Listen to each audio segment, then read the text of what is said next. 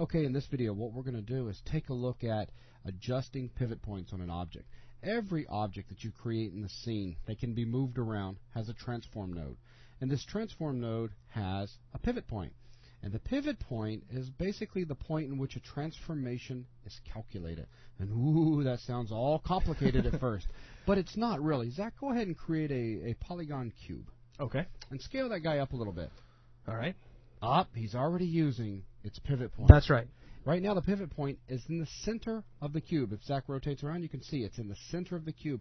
So when Zach performed this uniform scale, this cube scaled out from its center. That's right. Okay? And if he was to scale the cube in a particular axis right now, you'll notice that it's scaling, both sides are scaling in towards the middle. That's right. The point where the pivot point exists. Indeed. And if I use any of the other transformation tools, such as Same move, thing. notice we're moving from the center of the object. Not that that one really matters much. Right. It wouldn't show a result, but just the location of the manipulator is significant. That's right. Then if we use the rotate tool, this is very important. As we rotate, we are rotating around that single point.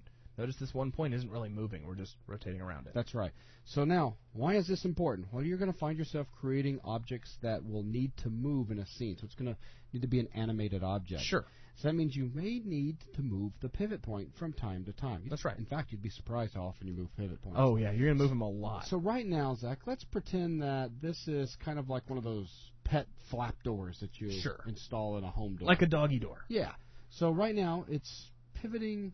Well, around its center. Around its center. Yeah, it's got a seesaw paddle kind of thing. Yeah, going. we need its pivot point to be located at the top of the door, as if that's where the hinges were installed. Well, very easily done. To do this, all we do is hit the insert key on the keyboard. That's right, the insert key on the keyboard. Located right above the delete key, for those of you who don't know where it is. On most keyboards, that is. Yeah, on most keyboards. If you're on a laptop, could be in a lot of places. Yeah, it's right next to the home key on most keyboards. Sure. So let's drag this up to the top. What I have now is a move tool style manipulator. That's right. This manipulator works almost identical. Well, actually, it works identical to the move tools manipulator that you guys have already seen in the last lesson. So basically, Zach can click on any of the axis stems and drag it around so that it is constrained to that particular axis. And he can also use the center interest as well, and he can move it parallel with the screen, and he can also control click and to remove any stem out so that he is then moving it along two axes. That's right.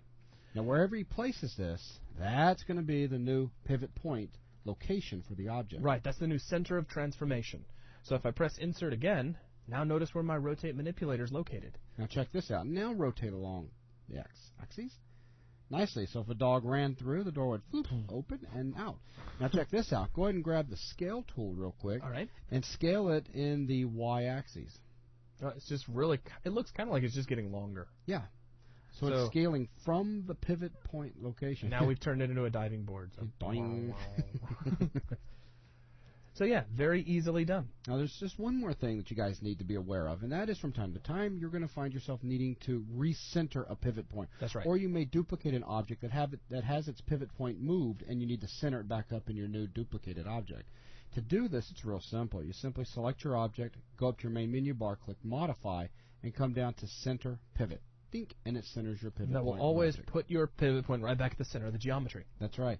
And really, that is all you guys need to know for right now in regards to how to relocate an object's pivot point. Yeah. That's going to wrap up this lesson. Thanks a lot.